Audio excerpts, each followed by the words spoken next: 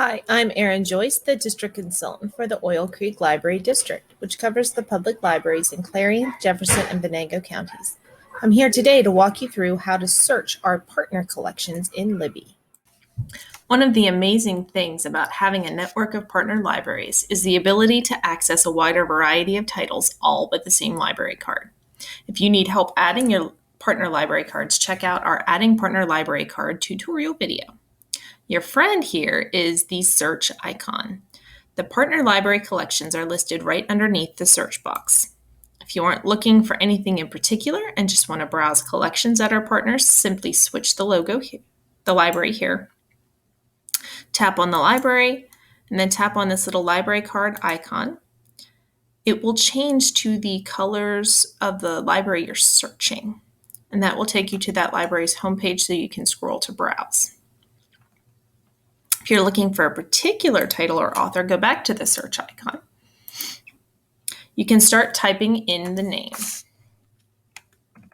Typically, if the title or author is in the Oil Overdrive database, it will start an autofill in the name that you can select. You can just tap on that.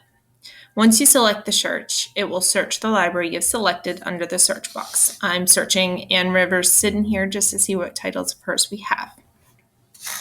These are the titles we have in the Oil Creek collection. If you look at the little library card icons, you can see which ones are available right now. Those have a little plus sign on them. If we own the item, but it is checked out or has a holds list, you will see a little clock and dots on a calendar that give you an idea of how long your wait list will be. If you click on that little card icon, you will see a list of each of the libraries you will have a card loaded into Libby. So this actually is beyond just our partner libraries. This will be for any library you have a library card for, and whether or not they have the items. If the other libraries have the books, you can also see how many copies and how many people are waiting if it isn't available. It looks just like this: 1 copy in use, X number of people waiting. This can come in very handy if you don't like to wait. Sometimes you get lucky and one of our partner libraries will have the book without any wait lists.